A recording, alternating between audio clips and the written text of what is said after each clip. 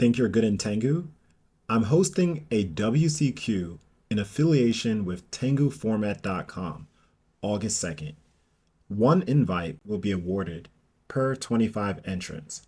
More details to come soon. When I say Vayu Turbo, one person should come to mind.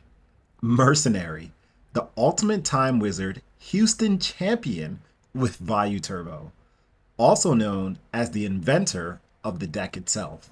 I actually invented this. What? Bro, what are you talking about, man? No, I'm just kidding. Just kidding. The real face of Vayu is none other than Eric Shen himself. He has won 2 Ultimate Time Wizards and an RBT with the deck, with other notable tops as well.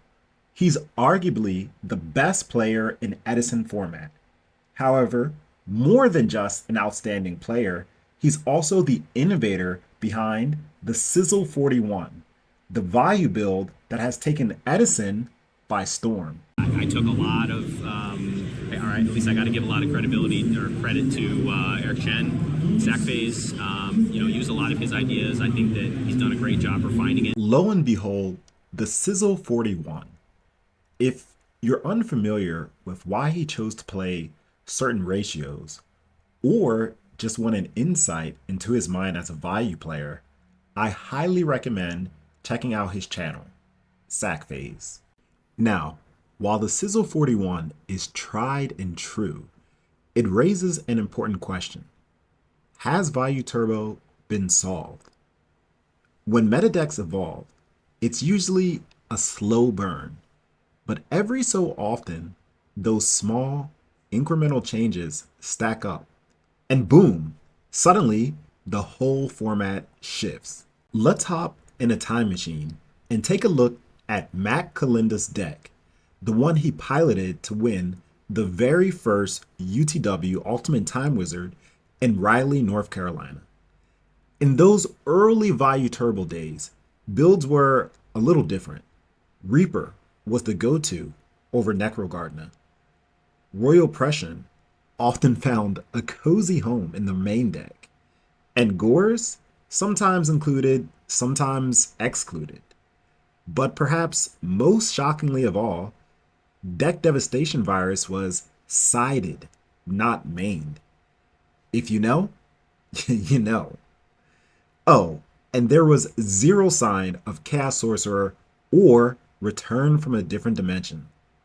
Wild times. The Sizzle 41 shows just how far Vayu has come. And that's the beauty of this game. Innovation. Innovation is often what separates a top-level player from everybody else. And it can be the difference between a winning tournament run and one where you bubble. Now, that's not to say that you need innovation to win, but it helps. Now, I'd like to think I've done my fair share of innovation too.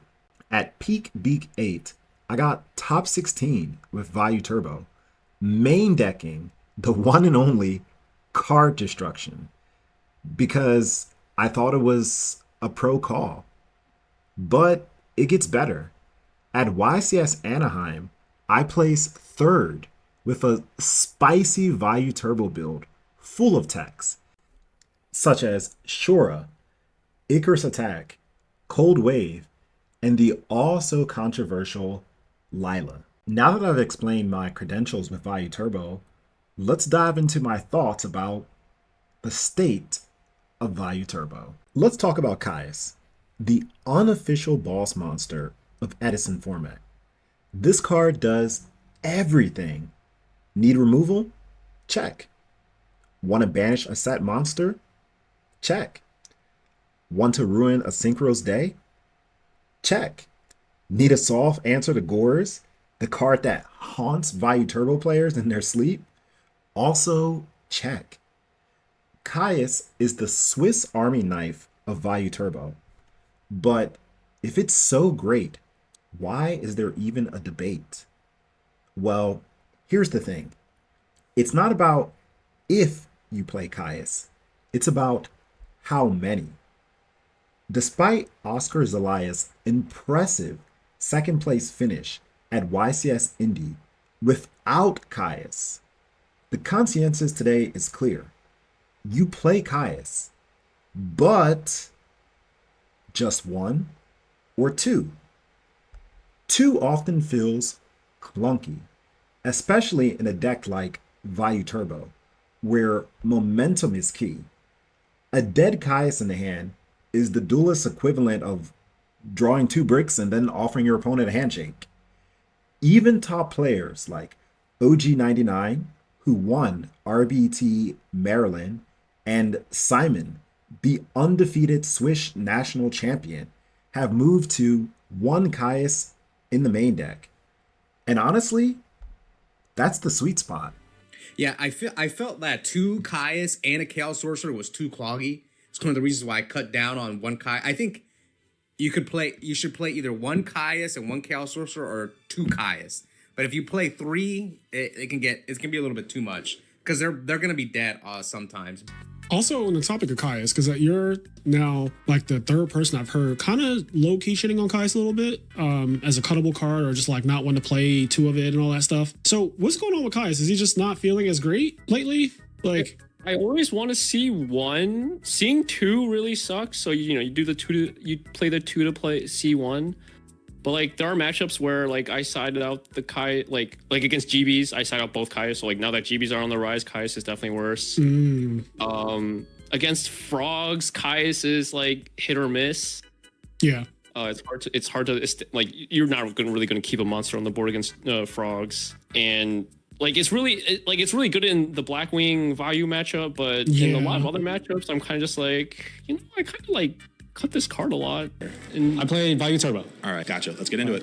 Yeah. So, Broker One Ofs, Dark Arm. I only play one Caius. Next up, we have Shura. I'll be honest, Shura isn't exactly the best addition to Vayu Turbo, but I chose to play him over Hamster because of the offensive pressure he brings to the table. Sometimes just setting monsters can feel too slow. And both Hamster and Raiko also get blown out by DDV. What makes Shura appealing is how well he pairs with Icarus Attack. And if you do manage to resolve his effect, you get to pull a Vayu or Gale straight from the deck, which is huge. That said, keep in mind, without the help of Kalut, resolving Shura's effect becomes much harder. And in those rare magical moments when you open both Shura and Gale, you suddenly have access to an easy Black Rose Dragon, or you can pull off one of the nastiest combos in Edison format. And this combo is done with just two cards, Shura Gale. Summon Shura, special summon Gale. Gale half your opponent's monster, and Shura run it over. Now when Shura destroys this monster as a result of battle, you can activate his effect. Pull a Vayu out from the deck, attack with both Gale and Vayu. Of course, the order will always depend on the game state. And then, main phase 2, synchro into Armor Master. Since the Vayu's effect is negated, you can actually continue to synchro. And usually, the best synchro to make is Stardust Dragon. So now, you have a Stardust plus a live Silverwind, all off of just two cards, Shura and Gale.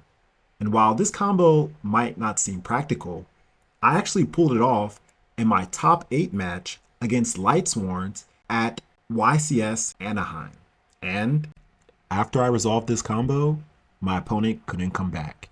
But this is where the standard Blackwing lineup ends for Vayu Turbo players. Well, I've decided to play one additional Blackwing, and that guy's name is Shura. Now, I've seen a lot of lists playing cards like Elephant, but the problem with Elephant is he's not a normal summon. Yes, if you control another Blackwing, you can normal summon him, but Shura's a little bit better because he can combo together with Gale. Shura and Gale is one of the best combos in Edison format, period. And if you don't know what I'm talking about, the combo is very simple. When Shura runs over a monster by battle, then you can special summon a Vayu out the deck, Vayu. And then if you have Gale, you can special summon it. Then synchro into Armor Master with Shura and Gale. And now this Vayu's effect's negated. And this is actually one of the reasons why I decided to play Shura, Because I noticed one of the problems that Vayu Turbo has is even though it plays so many tuners, it actually can't really synchro outside of Plague and Gale. Because a lot of these times, this guy's effect is not negated. So you can't use it unless it's in the graveyard. But with Shura's effect, it's negated, so you can use it as an onboard synchro. But anyway, continuing the combo line, you make Armor Master, and with this negated Vayu, you make Stardust. And now you have an Armor Master and a Vayu in the grave, so you have access to Silver One immediately. So it's a really good combo. Not to mention, just Shura Gale by itself is Black Rose or a real Armor Master. And Vayu Turbo, even though it makes Armor Master quite frequently, it has trouble making like the real versions of the synchros. So, I mean, Shura, he was an excellent addition. And I am so happy because I actually won one of my top 8 matches because of him. Let's talk about Icarus Attack. This might actually be my favorite tech in Vayu Turbo. To me, it's a no-brainer. Standard Vayu Turbo builds already play 7 Blackwings, not even counting the synchros you'll be cycling through. And Icarus, it's one of the best removal cards in the entire format. Honestly, I think it's better in Vayu Turbo than in pure Blackwings, thanks to the element of surprise. No one sees it coming. Sure, there are times when it's a dead card, but the pros heavily outweigh the cons. Plus, you've got about the same number of tribute targets for Icarus as you do DDV. Now, this game actually highlights the pros of Icarus Attack. As you can see, I have an established board, but my opponent is able to quickly turn that around with the help of Brionac. To make matters worse, he follows up with a Miracle Fusion, and this puts me in a bad state as all I have left are a Card Trooper and an Icarus Attack, and I only have half of a Vayu piece in grave. I play Charge for Raikou, summon Card Trooper, and luckily I milled the other half that I needed. Banish, banish, bring out Armwing. Armwing runs over Dupe Frog, Card Trooper runs over Stratos, and main phase 2 I'm able to set Icarus. Now when my opponent activates Brionac's effect, I'm able to chain Icarus Attack, clearing both his Zero and his Brionac. So I play the Soul Release that I drew off of Trooper, removing all of his heroes and both of his Treeborns, set the Raikou that I charged for earlier. Next turn I flip it, banish, banish, into Armor Master, summon Dark Arm, and due to Icarus Attack, I was able to turn an unwinnable game winnable. And here's yet another example of the utility of Icarus Attack in Vayu Turbo. Joy Boy baits DB Troll, and he's able to drop a Gorz.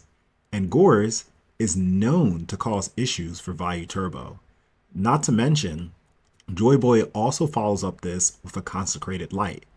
But Icarus Attack makes quick work of both the problematic cards and ultimately lets him win the game. This card, Icarus, was insane. This deck's very similar to a True Heroes list, but he plays Cold Wave. I don't understand why. You don't understand why?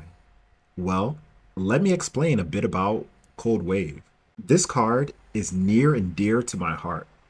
I've topped 2 YCSs with Cold Wave in my deck, and even though it's banned in modern Yu-Gi-Oh!, people still don't give this card the respect it deserves. Played at the right moment, it can straight up lock your opponent out of the game, shutting down key comeback cards like Brain Control, Mirror Force, Torrential Tribute, and more. One important note though, Cold Wave does not stop continuous spells or traps that do not activate, like Skill Drain or Imperial Iron Wall, but it does stop cards like Black Whirlwind or Supervise, since those cards have to activate. So here we can see the utility of Cold Wave. DB Troll, in preparation to activate his Cold Wave, activates Rhoda the turn prio. When he draws in the Raikou, he takes out Android because he's not worried about the back rows due to Cold Wave. Now, he pitches Vayu Sirocco and goes off. And even though it's not game, the opponent can't respond with anything because he's locked out the game. New standard 7, and then I tried to play Cold Wave today. What? This card is so dumb. Like, come on, Jeremy. So I've been playing this at locals for the past like 2 weeks, and just like slamming kids with this card. And in my first couple rounds, like Cold Wave summon dad, win the duel. But I ended up playing against Lightsworns. This is my round 7 game. I played Cold Wave. I was like kind of behind, and I was like, well, I can't let him get ahead. But then he just ends up like Lumina into Wolf into anything that's like, wow, this set Torrential would be really nice if I was able to play it right now. So it backfired on me one time, but it also won me like 4 or 5 matches. So I'm definitely gonna keep playing this card. This card is so dumb. And finally, I've saved the best for last. Lyla. I'll never understand the hate for this card. Maybe it's because I was the first one to use her in Vayu Turbo. Maybe it's because she gets hit by Bottomless Trap Hole. To which I say, good. If my Lyla eats a Bottomless, that clears the way for my real power plays. Dark Arm Dragon, Chaos Sorcerer, or even my Synchro plays. Compared to Raikou, Lyla destroys spells and traps instantly, which is a big deal. She's also level 4, which opens up synchro options like Goyu Guardian or Bionic when paired with Plague Spreader. And she mills every turn, which increases your chances of sending key cards, Vayu, Sirocco, Necro, Plague, to the graveyard. She even improves the deck's versatility by making Charge of the Light Brigade live more often. And she exerts more pressure than Raikou thanks to her 1700 attack. Now, that's not to say Lyla is always better than Raikou. Raikou can be bottomless and often activates during the damage step, which is clutch. Plus, Raikou can destroy monsters, which Lyla can't. And yeah, sometimes the milling with Lyla can get a little out of hand. Here's an example of that. So early on into this duel, I summon Lyla, and Lyla actually exerts enough pressure so that I bait out my opponent's Necro Gardener. Now, I mind control my opponent's Snipe Hunter, clear both of his cards, and make Goyu Guardian and Lyla. My opponent sets a monster and passes. I take the hamster with Goyu Guardian, and he gets Raikou from the deck. So naturally, the Raikou is going to destroy the Goyu. Now, my opponent does an interesting play here. He activates Rhoda for Armageddonite and just passes. This leads me to believe that he has Gores, especially the following turn when he activates Charge for Raikou and passes again. As I don't have any out to Gores, I can't afford to attack with Lyla, so I'm just continuously milling, and I get to a point where, although my graveyard's set up, I'm going to deck out. So as we can see, Lyla is a bit of a double-edged sword. However, my opponent goes for a risky play with his Armageddonite and makes Goyu Guardian. By putting all of his eggs in one basket, the following turn, when I clear it with Chaos Sorcerer, he just concedes. But nevertheless, Lyla's pros far outweigh her cons. Just as Raikou, she discourages the opponent from setting back rows. But since she's much stronger, she can sometimes enable OTKs, like this one. Lineup is pretty standard. I think the only thing that kind of sticks out is Lyla. A lot of people have been playing 3 Raikous, 2 hamsters, and 1 charge. Yep. I've been playing 1 Lyla instead of the second hamster. Yep. I'm not gonna there's a lot of debate about this in the Vayu Turbo community, and I'm not gonna argue about which one is better because both of them have pros and cons. Sure. All I know is that when you have 3 Raikous, 2 hamsters, 1 charge, and the Raikous are literally the only Lightsworn engine, you're basically running 3 cards to search out 3 cards. And so the chances of you dead drawing a dead hamster or a dead charge later on in the game, it does significantly increase. There have even been times in this current build where I would activate charge and I would mill my last Raikou, but I would still be able to grab Lyla. The fact that you can search Lyla off of charge and immediately pop a back row like Black Whirlwind is actually very relevant a lot of the times. In my top 4 match against Sean, he was playing Black Wings. He had a Shura in defense mode because it was summoned off of Blizzard, and he had a Black Whirlwind. I literally summoned Lyla to attack over the Shura in defense mode, and then main phase 2 popped. 2 for 1. Yeah, exactly. Massive 2 for 1. Yeah, so like I said, there are definitely pros and cons between both of these, but I just like the versatility that Lyla adds to the deck. Right. the one Lyla. I do really like that card. It's really good card. If you have the DRD or return play or burial play, it's always safe. Also, it's really good if you have the plague in graveyard. You can pop the back row. Yeah, pop back row, Goyo, exactly. Yeah, it's really good. But you play the charge, right? I do play the charge, yeah. So it's how... also good to search it. I many times searched it and it was really good. In my opinion, Vayu Turbo still has plenty of room for innovation. The deck isn't solved yet, despite the tournament success it has seen over the years. These days, I've even seen players experimenting with cards like Snipe Hunter and Jane, the Lightsworn Paladin. And honestly, I love that. There's still space to get creative and find techs that work for you and your playstyle, which could catch your opponent off guard. Now that I've shared my thoughts and favorite and controversial choices, let me show you an interesting set I played recently with Vayu Turbo. Hey guys, so this is actually a set I played against a high-ranking GB player recently. So he does win the die roll, RPS, whatever you want to call it, goes Laquari set 2. So my hand's pretty good. I decide to lure Gores because Gores is not really good against Gladiator Beasts because they can easily make a Geyserius, and even if they don't have 2 Gladiator Beasts, they can tag out into Marmillo and pop the Gores, and usually the token's not very strong. So I decided to summon Sirocco here. Of course I had the option of going Greffer Pitch, but I don't want to use any monster effects because he could potentially have Chariot down. Now, rule number 1, right? Yu-Gi-Oh! 101. If the summon goes through, if they usually don't have anything to stop the summon, then likely they have something to stop the attack. So because I have Deck Devi, I don't want to risk attacking, and also 2000 is kind of like a wall for GBs, a 2000 attack monster. So I decide to just actually set 2 back rows and pass. Now he has Test Tiger, and I'm not too upset about that because he tags into Bestiari, and he actually targets the Deck Dev. Now this is really important because whether or not he targeted Deck Dev or Bottomless, I was going to chain in this precise order, which is Chain Link 1, Deck Devi. And the reason why I want to activate Deck Devi as Chain Link 1 is because my opponent has 2 back rows set. So I already told you I have a read that one of those back rows is potentially a Chariot, but there's also the chance that it could be a Trap Stun, especially because he tagged out into Bestiari into 2 random back rows. So by activating Deck Devi as Chain Link 1, there's the chance my opponent activates Trap Stun as Chain Link 2. And then for Chain Link 3, I can activate Bottomless, and this will banish Bestiari from the game. And since Bestiari is at 1 in Edison format, I don't have to worry about Geyserius for the rest of this duel.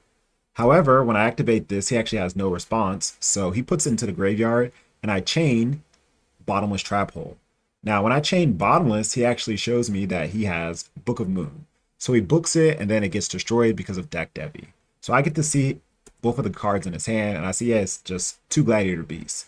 Now, I'm actually kind of at the back foot, even though I just resolved the Deck Devi, because now my opponent is free to summon a GB and tag out. So he tags out, and he gets the Bestiari back, and if you look here, like I don't really have a way to clear 2 GBs. Well, there's only 1 on the field now, but there'll be 2 on his turn. I don't really have a way to clear 1 to 2 GBs through an attack, right? Assuming that he has something like a Deep Prison, Mirror Force, etc., right? Because that was our initial read.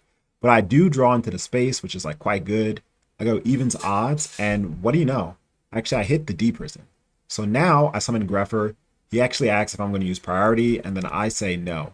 And once again, because I'm playing around Chariot.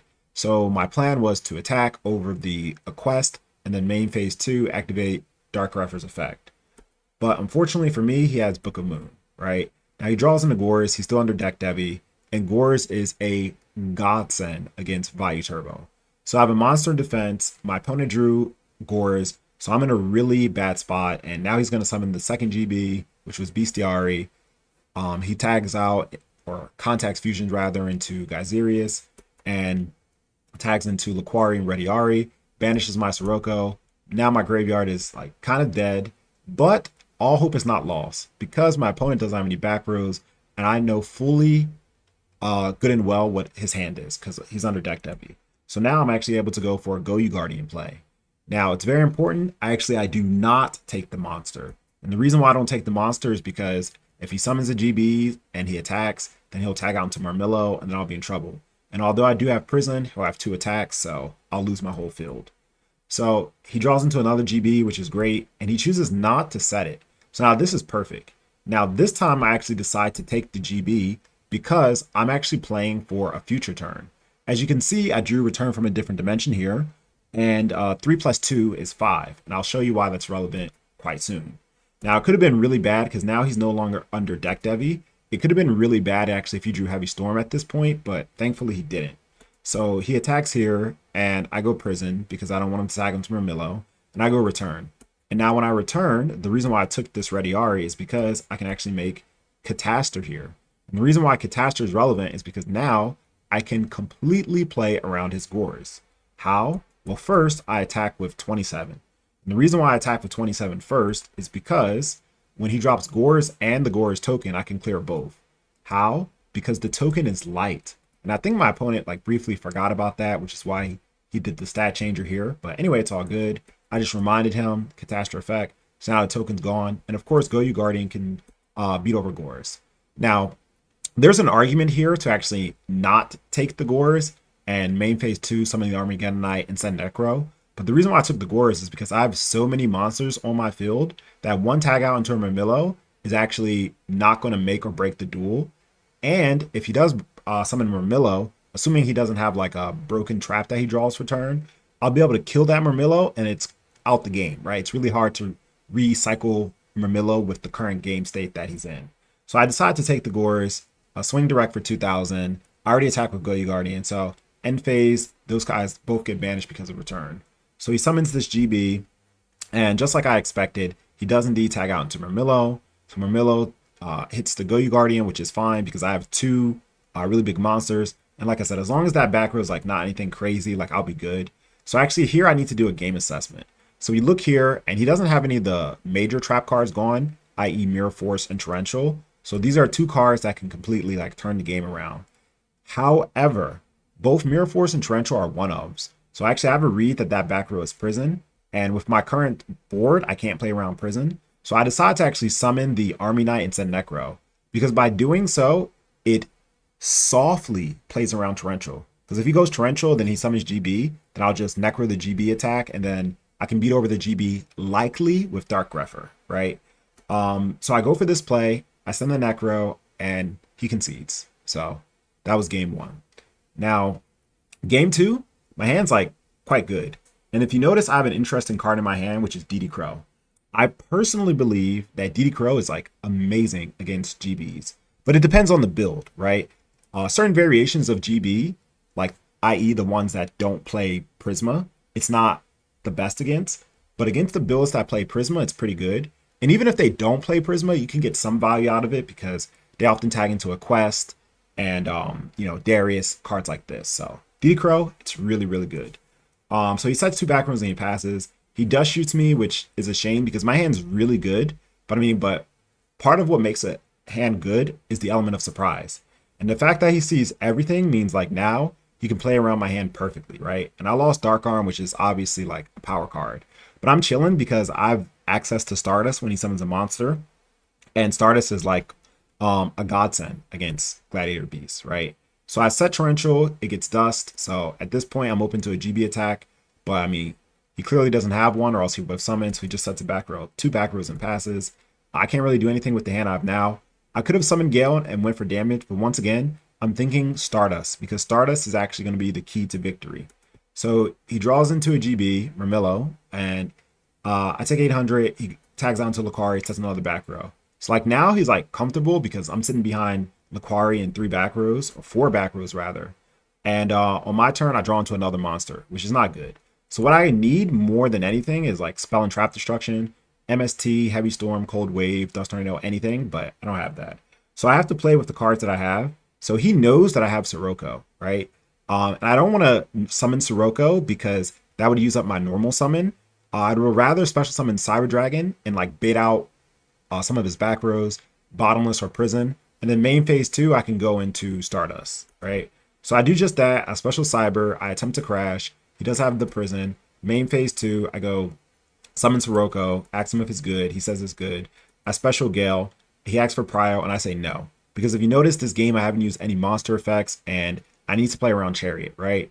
Because if this Gale gets Charioted, I'm left with a 2,000 wall, but that Lucario is at 21. If that Lucario wasn't tagged out, I definitely would have, because the risk reward would have been worth it, but in this case, it's not. Now, against GBs, like I said, Stardust being a godsend, Stardust isn't the only option. Actually, against GBs, in most cases, the best level 8 synchros to make are Thought Ruler and Stardust. And it's always a 50-50, right? Like, which one do you make? And when I looked at his grave, I already saw that he had a D prison set. So I was like, okay, I think Stardust is the better choice in this situation, but I won't attack with the Stardust. The Stardust will just sit there. And then on my following turn, I'll summon Armageddonite, and then like, assuming he doesn't have Chariot, right? Summon Armageddonite, attempt to activate the effect, send Vayu, and then I'll be able to go Banish, summon Armwing, and finally get on the aggression, right? However, I make Stardust, I set a back run during the end phase, it gets compulsed. And it's unfortunate because, you know, once again, it's a 50-50 which level 8 synchro to make. Do you go Stardust? Do you go Thought Ruler? Like, it always depends. My general rule of thumb is like, I don't make Thought Ruler unless I've seen one of the big 2 traps gone. The big 2 traps being Mirror Force and Torrential. And considering the fact that neither one of those were gone, that's why I went with Stardust. So I don't regret my decision. Anyway, he draws in the Prisma. I go Bottomless.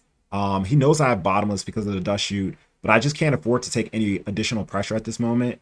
And then he thinks about what to send. He knows I have Crow, once again, because of Dust Shoot. So he doesn't send Bestiary here. He sends Aquari, which is smart, because I would have, not immediately, but at the opportune time, I would have crowed the Bestiary. So anyway, here I'm taking a lot of damage. I take 38. There's nothing I can do about that. And he tags out into a quest, and then he asks me, and I said fine, because I don't want to waste my Crow, because I know he's trying to bait me, right? And I want to use the Crow for something that's really going to be impactful for the game, right? He sets another background. I draw on the Mirror Force, which is amazing, because now finally, I can like get on the offense. So I don't have a choice. I have to activate the effect. And here I go Banish, and I do summon the Armwing. And the reason why I have to attack here is because even if I Crow the Bestiary activate after he activates the effect, this will still be treated as Bestiary for the turn. So he'll be able to make Geyserius and blow up my field. So I have to beat over the Prisma. I don't have a choice. So I beat over the Prisma. I set Mirror Force. So I'm like in a really comfortable spot. But during the end phase, MST. So like now I'm going to lose my field, right? He's going to run over the Armageddonite and tag out into Murmillo. And like, that's my field gone. And like a DD Crow is like not helping, right? So he does just that. He doesn't even summon another monster. I'm kind of on the back foot. It's not really good. But I draw Return. And Return is actually amazing. Because here I have like Cyber, Sirocco, and Vayu banish. And like, you know, although I can't do much with those 3 cards, if I draw like, you know, another Armageddonite or a Plague or something like that, like I'm in there. Like I'm in there like swimwear. However, he gets aggressive because in my graveyard, the big 2 traps are gone, right? Both Mirror Force and Torrential. So he made the right call here. He attacks with both, and he tags out into Rediari, which I'm cool with. And I'm hoping that he banishes the Gale. That way my return would be more live. But he actually banishes the Armwing, which was smart on him. And then when he tagged out into this Bestiary, like I knew the game was over. Like there was no way of coming back. Gladiator Beast, like when you're down against them, it's kind of like a snowball effect. It's almost impossible to come back. So he hit the return. I drew to see what my next card was, Heavy Storm, which would have been really useful because I could have went like Heavy Chain Return to play around Torrential, but didn't matter. Now this hand here is like, it's quite good. I could go Army Knight, send Necro, but I don't really like that play because it kind of forces me to use my Necro early. Of course, I have Prison, but it's like I want to play conservative and use my cards at the right time. So instead, I actually decide to summon Shura. Now, the reason why I like summoning Shura because Shura, like, as it's well known, anything with like 1800 attack and up, especially 1900, right, against GBs is like really hard for them to deal with. Because the only way he can beat over this Shura in most circumstances is by crashing with a Laquari, right? Outside of that, Shura is going to be every other GB with the exception of Hiplomas, okay? So anyway, he does go for the crash outplay, and I prison, so I'm super okay with that trade. And I'm thinking, well, against GBs, you have to be aggressive.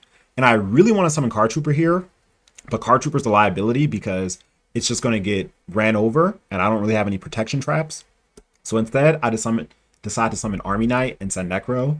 And I'm super okay with getting Mirror Forest here if he has it, but he doesn't have it, so he just takes a lot of damage. So I set Torrential and I pass. On his turn, he summons Darius, and I just Necro. So good for me, he didn't have a Chariot. One play that I could have did that I was actually contemplating was during his draw or standby phase, activating Necro before he summoned the Gladiator Beast. Because that way it plays around Chariot, right? But at the end of the day, I was just like, well, if he has the Chariot, I'm okay with that because when he tags out into his GB, I'll just activate Torrential, so it's not a big deal. But that was a play that I considered. So here I'm thinking, okay, he just set another back row. He didn't have Mirror Force / Torrential last turn, so he would have had to have just drawn it this turn. And like, to be honest, like, you're going to have to show me because I don't believe you. So I summon Trooper, ask him if it's good. He says fine. I mill 3, mill a Sirocco, which is great. Attack with Shura, and that Shura would have went ham because obviously I would have been able to search out Vayu and then like Synchro, and then I have Vayu Sirocco in graveyard, and it just would have got really ugly like really fast. But he prison, which is like a great prison. I attack here, he compulses, which I'm okay with. And now I think about what I can do, right? I can set Burial here. And if I set Burial here, basically it allows me to Necro once again. But I think to myself, well, he already has 1 GB on the board. He's likely going to summon again, and I'll just Torrential. And besides, I want to get more value out of my Burial outside of just a Necro because I haven't had any Vayu Synchros, Vayu materials, and Vayu himself banished, right? So I decide just to pass, right? So he does summon just like I planned, and I go Torrential, but he has Trap Stun, which I'm okay with because I'd much rather be a Trap Stun than a Road. But I didn't have a read that he had Road because of the way that he's been playing this whole game, right? He would have set like 3 turn 1 if he had Road instead of like just the 2. Anyway, at Torrential, he Trap Stuns, tags out into Geyserius, kills my Army Knight, swings for 24, and then he tags out here. And I'm like, all right, well, if you tag out into like Darius in order to go like Herclinos, or if you tag out into a quest to add to Bestiari, I'm going to Crow. And then right when I Crow, like that Bestiari's gone.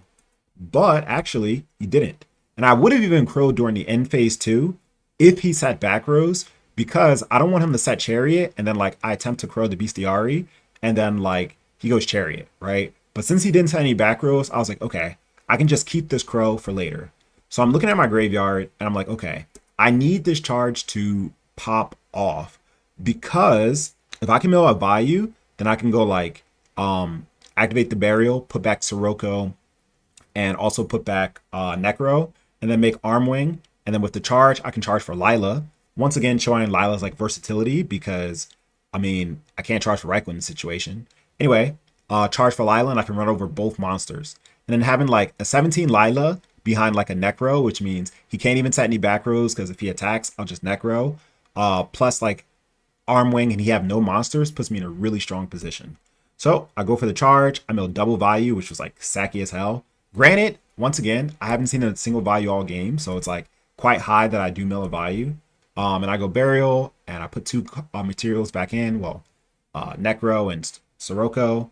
Banish, summon Armwing, summon Lyla. And at this point, like the game's over, right? Because he's in a position where it's like he can't set any back rows, and like next turn, I can like go for a level 8, likely Stardust, and then like when I make Stardust with the Armwing, I'll also be able to like make Armor Master if I choose to. And like his only out is getting this Bestiary out of the graveyard with like a Darius, but like I have DD Crow. So I run over both of his monsters. He takes some damage. I mill 3, and then he goes Summon Cat, which is like really good. Tags out into Darius, targets the Bestiary. I go Crow, and that's the game. So anyway, definitely a good set against Bono. And although I didn't really get to show like the full scope of Lyla during this set, at least you got to see like how I played Vayu Turbo and, you know, that good stuff. But anyway, guys, I know it's been a long time since I uploaded a video, but, you know, I'm going to try to be a little bit more consistent. And with that said, guys, ATrueHero out. Peace. So what do you think? Are my takes exactly what the Vayu Turbo community needs to hear? Or are they just trash, like certain albums we won't name? Either way, let me know what you think in the comments below. I'd love to hear your thoughts. Shoutouts to all my current and former members of the Absolute Zero tier. You guys are the real MVP. To everyone else, if you're looking for exclusive content, please check out the Patreon. And remember, there's a hero in all of us. Subscribe or you too will be sent to the Shadow Realm.